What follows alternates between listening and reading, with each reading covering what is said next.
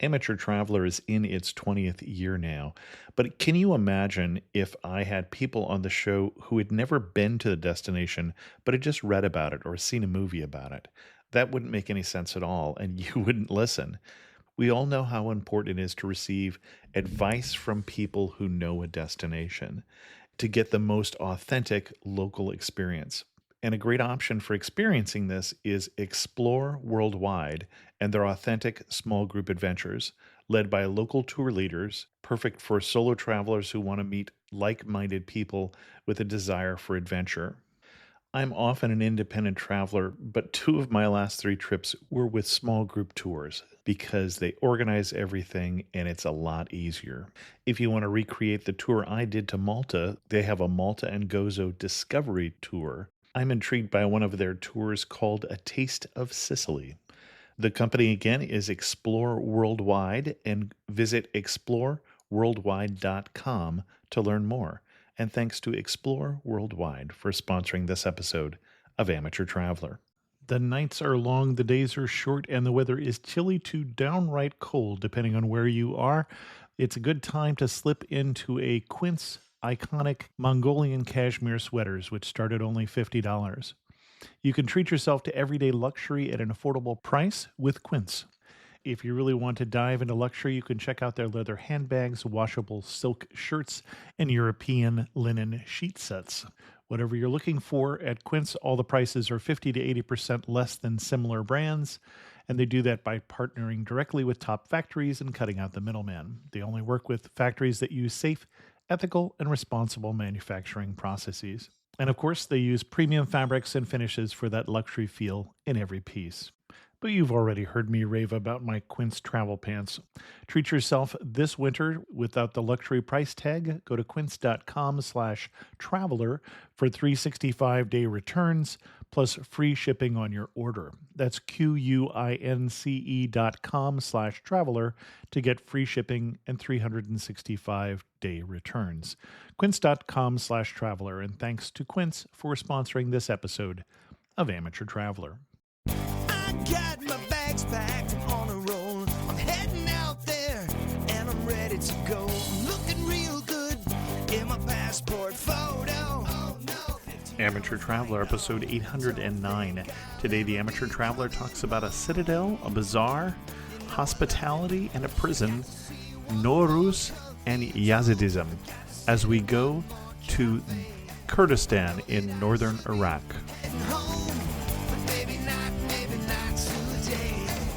Welcome to the Amateur Traveler. I'm your host, Chris Christensen. Let's talk about northern Iraq. I'd like to welcome to the show Mansoureh Farahani, who's coming to us from Travel with Mansoureh. And if you don't know how to spell that, just check the show notes because I've got a link to that. Who has come to talk to us about Kurdistan. Mansoureh, welcome to the show. Hi, thanks for having me. I'm so excited. And let's put Kurdistan on a map, because if people are thinking of country names, there isn't one named Kurdistan. So where are we talking about? Kurdistan actually is an autonomous region in Iraq, and they have their own government, and also they have their own flag. And if you want to travel to Kurdistan, you need the Kurdistan visa, not Iraqi visa. And that's why when you talk to Kurdish people, usually they refer to them as a country, but it's not a country. Okay, and we're talking about northern Iraq. Yes, northern Iraq, yeah. Okay, excellent. First of all, what's your connection with Kurdistan? I don't have any connection specifically, but I like to go to the places that I call it hidden gem or off-beaten path that no one goes, and to see people and meet new people, and also different culture. I am interested in different culture and food, definitely. And I'm originally from Iran. Iran has Kurdish people like Iran, Turkey, Syria, and Iraq. There are 4 countries that they have Kurdish people. But the place that they have government Kurdish people is in Kurdistan in Iraq. And they have connection with Kurdish people in these 3 other countries. And where you're from in Iran, were you from one of those regions that had Kurdish people? No, I'm Persian. Okay. I'm from the capital, Tehran. That's what I guessed, but okay. Yeah, no, I don't have any connection, and I don't speak Kurdish, and my language is Persian and Farsi. And no, just so you Excellent. know, Well, I met a lot of Kurdish people when I was in Iran, and I know they are so friendly people. got it. And why should someone go to Kurdistan? So many reasons. If people are interested in culture, definitely they should travel to Kurdistan. If they love good food, not good for vegetarian or vegans, but if you're a meat eater, you definitely need to go to Middle East and Kurdistan. They have so many delicious food. And if you want to meet new people and you want to make friends, Kurdish people are the best. You feel like you're so welcome there. And also history. The region has a long history and rich history. And they have different religions. And also they have a lot of history about Christianity, Islam, and also Yazidi. Different religion also there in Kurdistan. Excellent. What kind of itinerary are you going to recommend for us? I would say always go to the big city. I know many people say, oh, you are saying that you are interested in hidden gems. Why are you suggesting to go to the big city? Because it's a good start, and also usually it's easier to get to. And first you get yourself familiar with the culture of the modern life in that country or that part of the world. I would say that if you're traveling to Kurdistan, the easiest way to get is to take a flight from Istanbul to Erbil, and which is the capital of Kurdistan. I wouldn't say it's a big city, but it has shops, old bazaar, if you are familiar with Middle Eastern bazaar, and citadel, a really old citadel, and also lots of restaurants. Now I think I mentioned a lot of things about food, but it's so important because I think if you want to know any culture, you should eat their food. All food comes with the history. And whether it's a big city or not depends on where you're from. It's over 1 million people. So if you're from China, it's a small town. And if you're from somewhere else like US, it's a city. Yeah, that's why I'm saying that. I think it's when we are talking about Kurdistan, Erbil is one of the biggest city in Kurdistan. So that's why I'm saying, and it has an airport. So we can count it as a big city in Kurdistan. And what are we going to do in Erbil? In Erbil, the best thing to see is the bazaar. It's a traditional bazaar that they sell lots of different things, traditional Kurdish dresses that they are really nice, colorful, and also like different food, I would say. Like it's dry fruit, nuts, they are so common in Kurdistan, and also you can find them in Erbil. Apart from the bazaar, you need to go to the citadel, which is one of the oldest citadel in that region. And apart from that, there is a big mosque, and you can visit that mosque too. Let's go into a little more detail there. So we're going to the citadel, the old fortress. Do you happen to know who built it or how old it is? I can say about Erbil is one of the oldest cities in the region too. It dates back to at least 6,000 years ago. And of course that you can find a citadel in the center of Erbil, which is one of the oldest monuments in Iraq. And it looks like it dates back to the Assyrians, and you don't hear them mentioned that much, so BC. Yes. Are we doing a tour when we do the Citadel, or is it self-guided, or how does that work? The Citadel is actually free to visit it, but there are a few museums, but they're really cheap. Like I think $2 you can pay for each museum, and you can go and visit them. One of them is like a museum of carpet, another one the rock museum, because this citadel has been inhabited by Persians, Greek, Mongols, and Ottomans. And you can imagine, like throughout the time, they changed the citadel all the time. Sure. Certainly. Yeah, the technology of whatever century BC is not the same as whatever the Ottomans would have had later on. Yes, that's... And you say carpet. Good Persian carpets, I assume, would come from here. The Persian carpet, mostly they come from Iran. And also if you find it in Kurdistan, and there are many shops that you can purchase them, but they bring it from Iran, mostly from Tabriz and other part. But yes, you can find a good carpet. But after exploring Erbil, I would say that try to go to other part of Kurdistan, because Kurdistan has so many different parts and with different also culture. I traveled to the north. Dohuk is another city. It's a mountainous city, has a lake. It's good there to explore the natural part of Kurdistan. And from Dohuk, there is another... Wait, hang on a second. Sorry. Slow down. So when we're in Dohuk, then you say Dohuk, we're exploring the natural things. So how are we doing that? Are we doing hikes to the nearby hills? Are we doing tours? How do you recommend we explore that? One of the easiest way to go around Kurdistan is to get a taxi. Taking a taxi usually is not expensive as in the US or in Europe. And usually there are some taxis that are called share taxi. Basically, they have a fixed price, like per person. You don't want to share the taxi with other because they have the fixed price. You can pay for all 4 people, and that's going to be your private taxi. And there is another way for some other places that you can just rent a taxi for a day.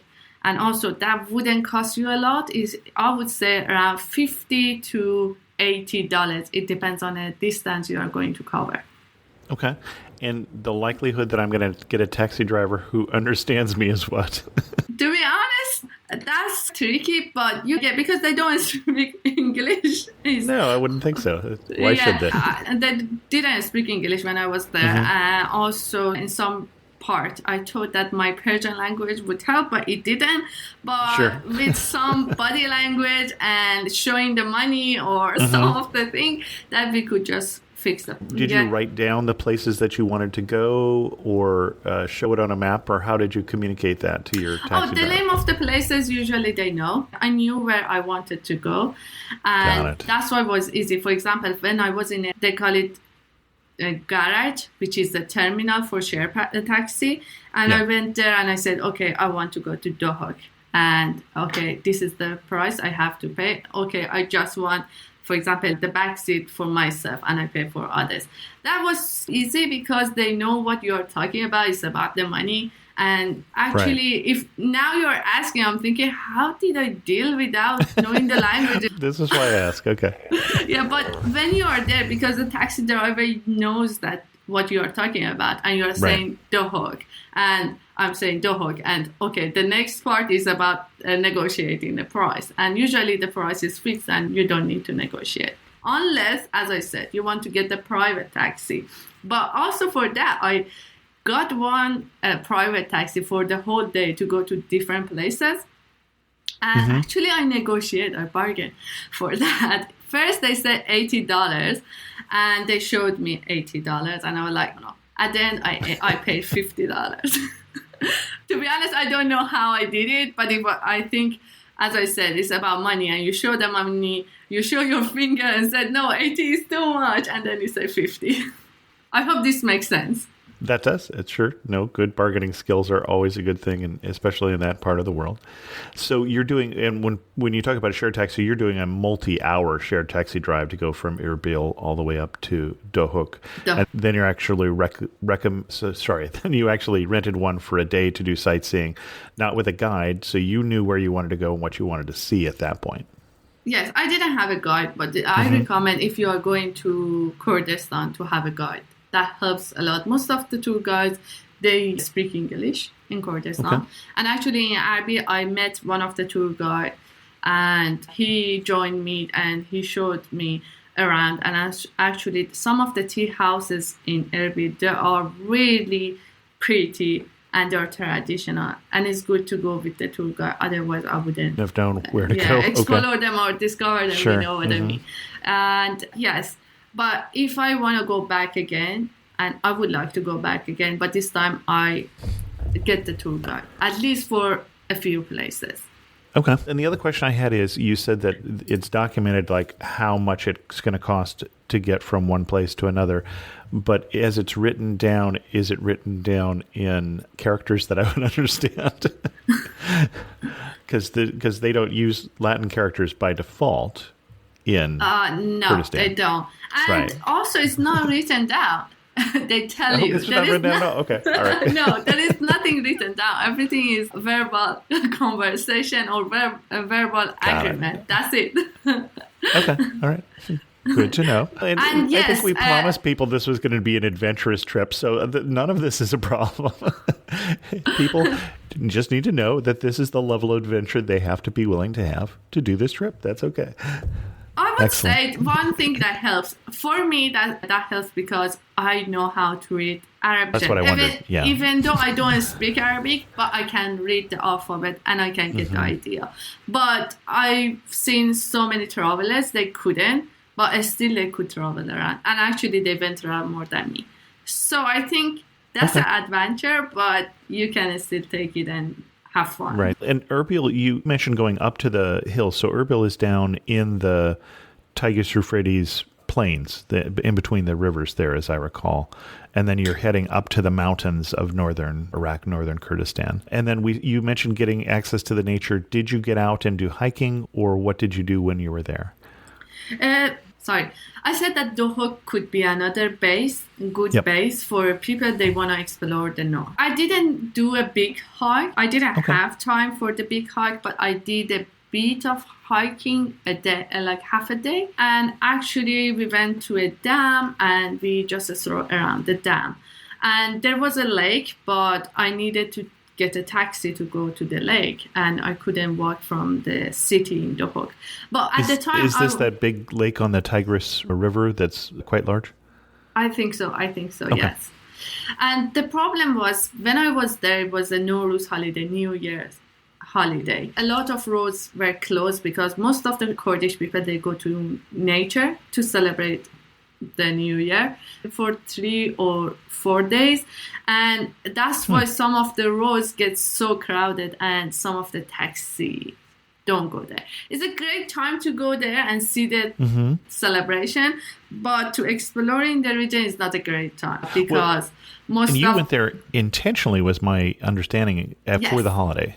Yes, I went there because Nowruz holiday. Yeah, I wanted to record and make a documentary about the Nowruz celebration in Kurdistan. And we'll put a link. You've got multiple videos on your YouTube channel that we'll put a link to so people can learn more about that. But tell us a little more. So, first of all, you say it's New Year celebration. Are we talking New Year celebration like January 1st? Or are we talking New Year celebration like a lunar New Year, or when Actually, is it? it's a solar New Year, but it's a Nowruz New Year. It's an ancient New Year, and many countries, including Iraq, Iran, some part of Azerbaijan, Uzbekistan, Afghanistan, and I think more countries, they celebrate Nowruz. More than 300 million people in the world, they celebrate Nowruz, and that's why it's really important. And I grew up in Iran, and for me, Nowruz is important. Like before moving to the UK, I didn't really celebrate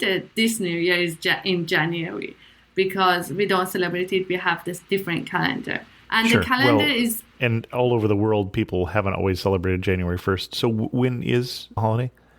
Nowruz Nowruz means new day, which is the new year. It starts at the beginning of spring every year. Yeah. That would have been my guess if it wasn't January 1st, because that's when New Year's used to be for many European countries as well. Okay. You celebrate it quite often by going in northern Iraq and Kurdistan by going out to nature because it's spring. It's the start of new life. Okay. I'm catching on. The celebration of Nowruz starts in the capital of Nowruz in Kurdistan, which is Accra. Is another ancient city. People like young boys and girls, they go to the mountain, lit the torch, and when it gets dark, they bring the torch down to the city. And this celebration is so nice. They go to 3 different mountains and people, they gather and see them and they dance, which is Kurdish dance usually. And that's why it's really nice to see them, because I said Nowruz is an ancient celebration, and in ancient faith of, I don't know exactly which religion is Nowruz from, or it's not, maybe Mitraic religion. And the light, the darkness is the evil. And that's why they lit the torch, which is fighting against the dark. And that's why it's so nice to see that celebration. Got it. So the celebration starts still when it is dark, early morning. Yes, exactly. Exactly the sunset. Yeah. People gather in the morning. When the sun sets, people start coming down the hill with the torch. Okay. Excellent. And you were up in the north when it was New Year's then? Yes, I was there exactly in Accra to see, and actually I was in one of the locals' rooftop to see the event. And Accra, we're talking about AKRE is the, how do I spell it? Got it. One of the oldest continuously inhabited cities in the world. You said old. Okay. Yes, I think I said ancient. Yep, city. you nailed it there. Okay. Excellent. And did you want to mention anything else about Accra, as long as we're talking about that? You're celebrating the New Year's there. Are you doing anything else while you were there? Not Accra is in general, apart from the Nowruz, is also, as you mentioned, is one of the oldest city in the world. It's worth to visit, even if it's not the Nowruz celebration. But Nowruz celebration is something very unique. It doesn't happen in any other places, even in the country like Iran that celebrate Nowruz. It doesn't happen like that. That's why I think it's so unique, that celebration, and it's worth to visit it. And it's been like that for centuries. Okay. And so this is another hill country city. Yes. And in Accra, there are not many hotels or guest houses. And that's why Dohuk, which I mentioned earlier, that when you go to Dohuk in the north, Dohuk can be a good base to explore the north. For example, going to Accra, going to Lalish, or other places. And Lalish also is famous because it's temples, which is the temples, Lalish is a holy place for Yazidis. And it's another old city, I think dates back to 4,000 years ago. And sorry, you said it's a holy city for, and then you used a word that I didn't catch. Yazidis. Okay, and I need a little more explanation. I think, Yazidis are another religion. They are believe in Yazidism. And Yazidis are the people that they were tortured during the ISIS a lot. And there are 700,000 Yazidis around the world right now. But the majority of them currently living in Iraq. And it's an ancient faith, and it's considered the extension of Matric religion, and they have some elements with Zoroastrianism, Islam, and Christianity. Yeah. You can't convert to Yazidi. You can only be born an Yazidi, and Yazidis can't marry to other religions, I think. Got it. And you mentioned, just going back for a second to Nowruz, I looked up what the origin of it was, and it's Zoroastrian. So it's originally a Persian New Year. So that makes sense why you would celebrate it at home, and this region, which is fairly close to Iran, then thought that was a pretty cool celebration. So they started doing it too. Excellent. Yes, many evidence is related to, this word is so hard to pronounce. Yes, but still, I think some evidence may suggest that it goes back even before. That's why I said maybe, yes. Okay. But it's a very big celebration, and we call it Persian New Year. I interrupted you because you were talking about, before we were talking about my ignorance about Yazidism, you were in Lalish. Yes. Lalish is a town, and is a holy town for Yazidis. And to visit there, it's better to get hire a taxi, because it's not the shared taxi going there. And you can hire the taxi for a day and go to Lalish. When you enter the Lalish, you have to take off your shoes. That's because it's a holy place, and you have to walk barefoot in the city. And there are temples. Oh, in the whole city, not just in the temple. Yes, yeah, whole city. It's weird, but I respect that, and I did it.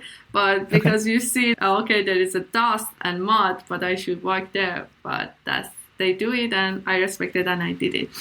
Yeah, you can see the temples, and it's a beautiful city, apart from, because we are not Yazidis, we don't know exactly what they are doing, but I can say that it's a beautiful city, and you can see that.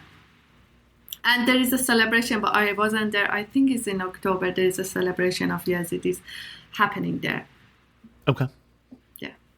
Ah, bon chien. Bonjour, je suis Theo, a tour leader with Explore, and this is Punti. He's helping us find truffles under the trees next to this beautiful vineyard. Maybe for tomorrow's cooking class? We call it semi-heure. Parfait. Semi-o'clock. Not everyone gets to enjoy a Bordeaux sunset this way, but you will if you explore. No, Punti. Search exploreworldwide.com and don't just travel. Explore. This episode is brought to you by Shopify. Upgrade your business with Shopify, home of the #1 checkout on the planet. Shop Pay boosts conversions up to 50%, meaning fewer carts going abandoned and more sales going cha-ching. So if you're into growing your business, get a commerce platform that's ready to sell wherever your customers are. Visit shopify.com to upgrade your selling today. Excellent. Anything else in that area, or anything else you want to add to your itinerary here? I think also Yazidis believe that the Lalish is the place where the creation began, and that's why it's holy for them. That's why it's a holy city. Got it. That makes sense. And there is another monastery there, but I couldn't go there because Al-Ghosh Monastery is another place in the north that if your base is in Dohuk, you can visit it, but you should consider that it's Kurdistan, as in it is in Iraq. Sometimes they can close the road for the security. At the time I was there, when we reached the security checkpoint, they didn't let us. They said that the foreigner can't go, and unfortunately I couldn't go there. That one is another historical place for Christianity, but I didn't go there. And you mentioned security, and obviously this is a question that people are going to be surprised that it took this long for this to come up. This is not the first episode of Amateur Traveler we have done on this region, but it has been over 500 episodes since we've done it, so over 10 years. And a lot has happened in 10 years in that area. What did you find in terms of the security right now and the infrastructure for tourism? Okay, I'm thinking to put it in a right word and say, when I planned my trip to Kurdistan, I was quite worried because we know, I think everyone knows why I was worried, and I don't need to explain it. But I was certain that I saw so many people that are traveling there, and I was like, okay, I'm going to do that, and I should be okay. I did a lot of research, and to be honest, it was safe. And Kurdistan always been one of the safest parts.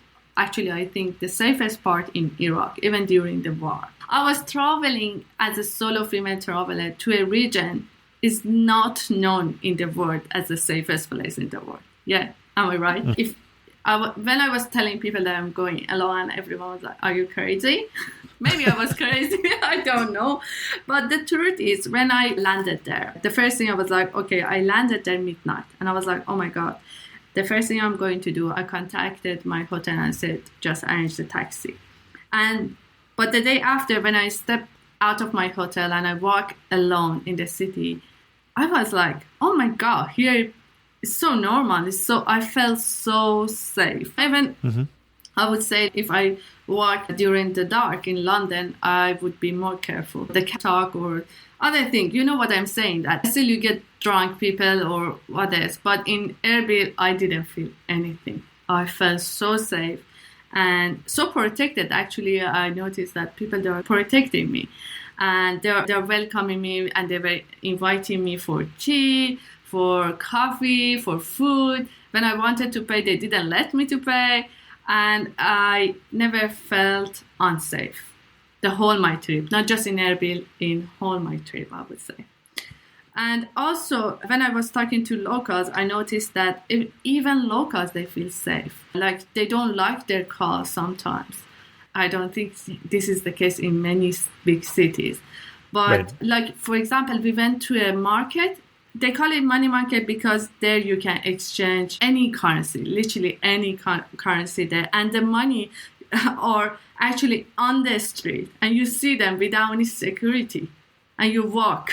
And there Okay. are like queues full of money around the street, and you just exchange the money. But this won't happen in London. There is a bank with the security. You don't see the money. You know what I'm saying? That's Right. why I think it was really safe. And I traveled to north, and also I traveled to the south on share taxi, and I never felt unsafe. Excellent. And the other question then is just in terms of logistics. When I travel any place these days, I don't bring money. I change money at the ATM. I expect that I'd have connections to internet so I could do things like translate or do directions and things like that.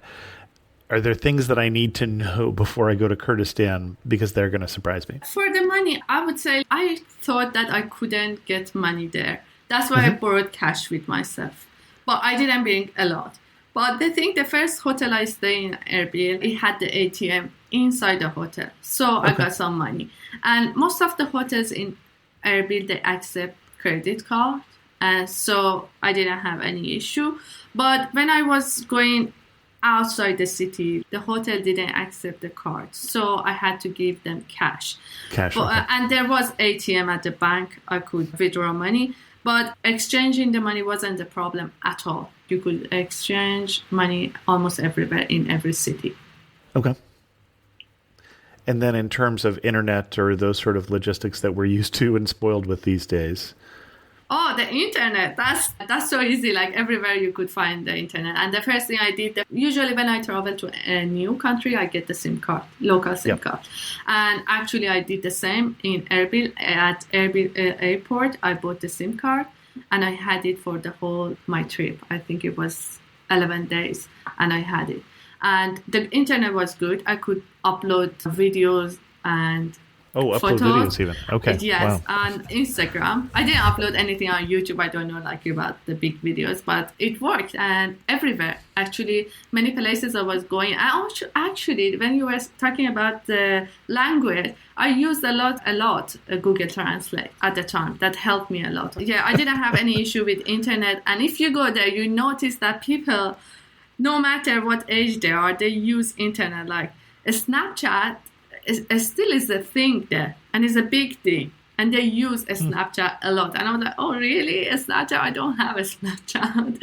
Like Instagram is a really big thing. A Snapchat and Instagram. Interesting. And they take photo with you because they want to post it on a Snapchat or Instagram. Excellent. And in terms of itinerary, have we covered the places that you wanted to talk about, or are there other places that you wanted to mention? No, actually, I want to mention another city that my favorite part of the trip was in Soleimaniye. And it's in the south, closer to Iran. After Dohuk, I went back to Erbil and then took a share taxi to Soleimaniye. Okay. I think I mentioned it. Soleimaniye is my favorite place in Kurdistan. Soleimaniye is more modern, more open-minded, and very different from Erbil or Dohuk. And for example, in Erbil or Dohuk, especially in Dohuk, you couldn't see any female traveling alone, like local female. Usually, if you saw females, they were family or a male companion.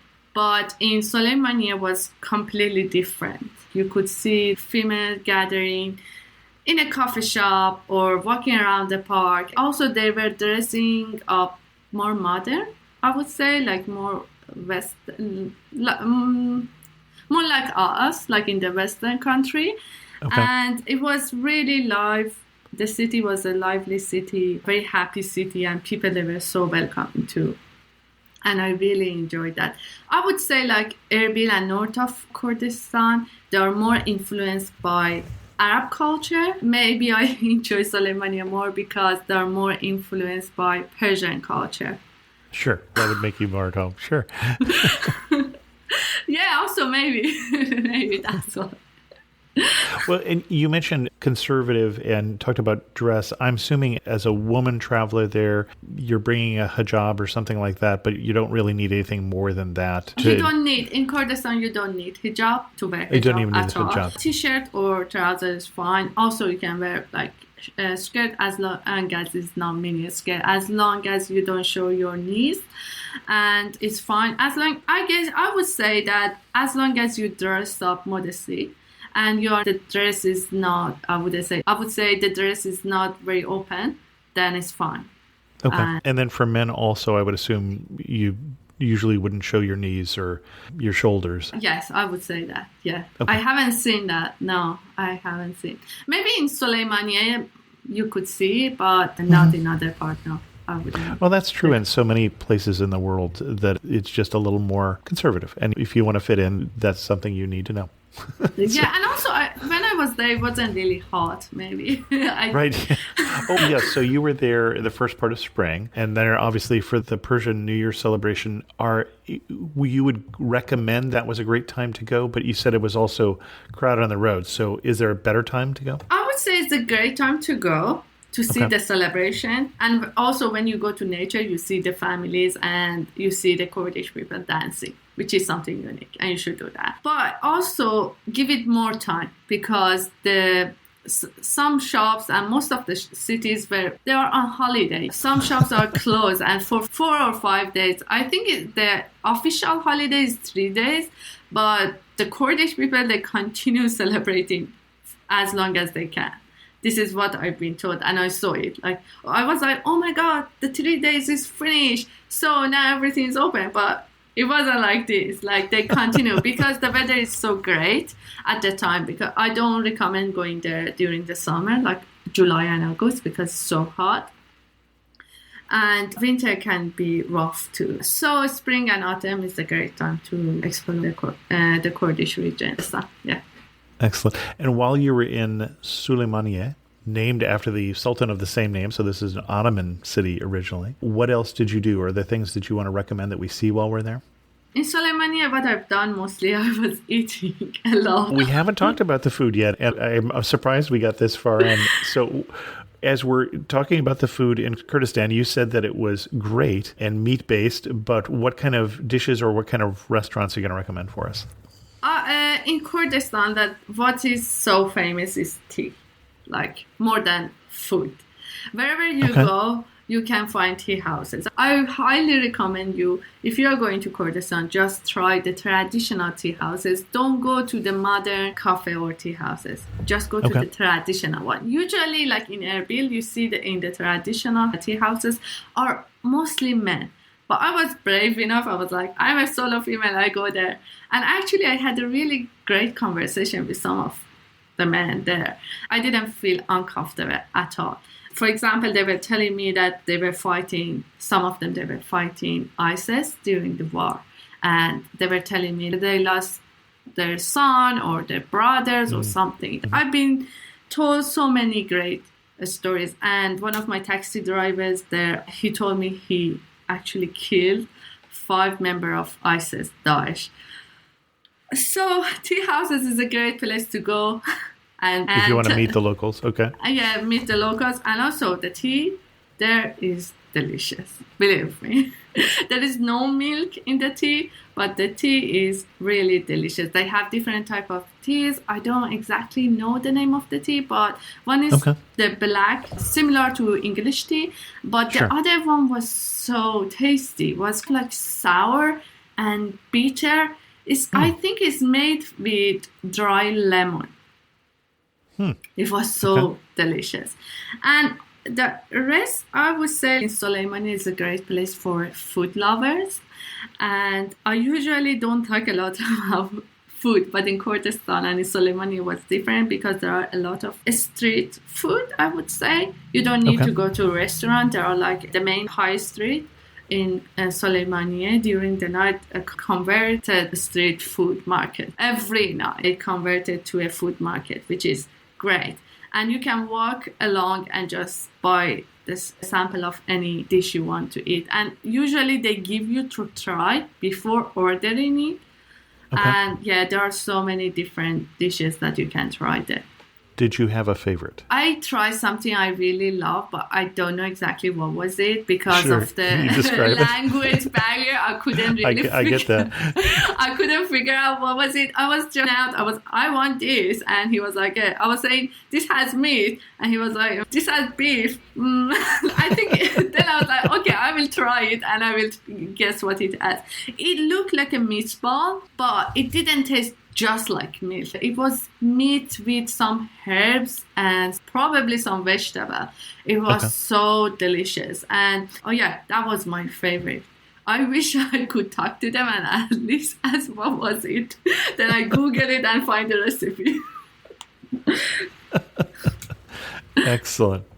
And one thing I think I forgot to mention it, and it's interesting that many people think that, okay, in Kurdistan is a conservative place and you can't drink alcohol, but actually yes, in Iraq you can't drink alcohol, but in Kurdistan you can find alcohol almost everywhere. In Erbil and Duhok there are specific places you don't see them often, but in Soleimaniye there are big shops that you can buy alcohol. And one of the best wines I ever had, I had it in a restaurant in Soleimaniye.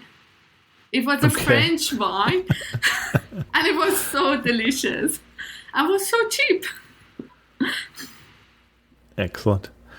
Anything else you want to talk about Soleimaniye? Soleimaniye, there is another thing that I would recommend people to see, is the former prison during the Saddam Hussein that now is a museum that show how Saddam tortured Kurdish people.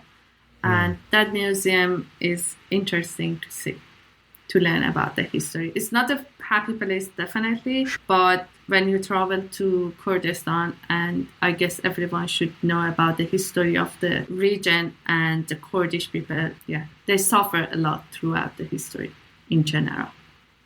Excellent. Anything else we want to talk about in terms of your itinerary, or shall we start to get to some of our wrap-up questions? I think I cover everything: Soleimaniye, Duhok, Erbil, Lalish, and monastery that I couldn't visit. Yeah. These are the main places. Anything else you think that people should know before they go to Kyrgyzstan?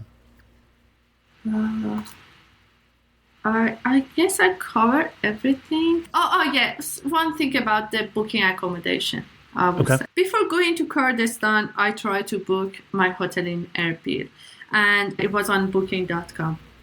Okay. But during my trip, when I was changing location, I tried to book while I was moving. And it was so easy, but then I realized that not all the hotels online. They have website or they're on booking.com. There are few hotels. And I noticed that many travelers, they just walk into the hotels and they book it. And they get the better deal. And usually they have room. And it's not, it's fully booked. That's another tip that I would say. Excellent. As we get to some of our wrap-up questions, you're standing in the prettiest spot in Kurdistan. Where are you standing? What are you looking at?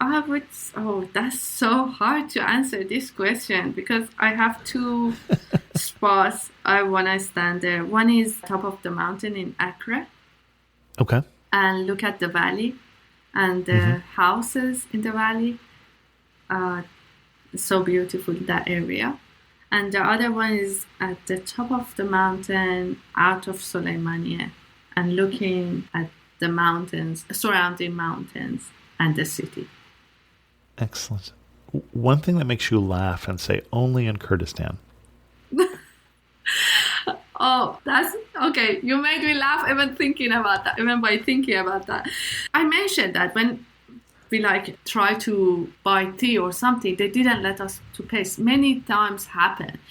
Once I was with another traveler, he was Italian in Soleimaniye, and we bought food, something, and we started eating in the street. And a guy came to us and said, "Oh, you're a tourist or something." We couldn't really talk because he couldn't speak English, but we noticed that he's just saying that, okay, you're a traveler, you're a guest. And he said he gave the money to the shop owner and said, okay, I pay for their food. But we said we already paid.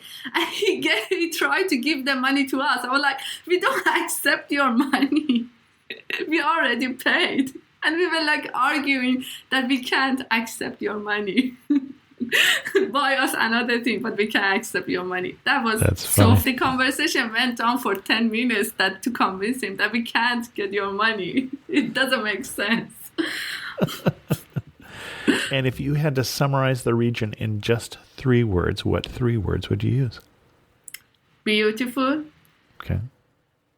friendliest people, Okay, I'm going to let you get by with that as a 1. and I would say great food. Excellent.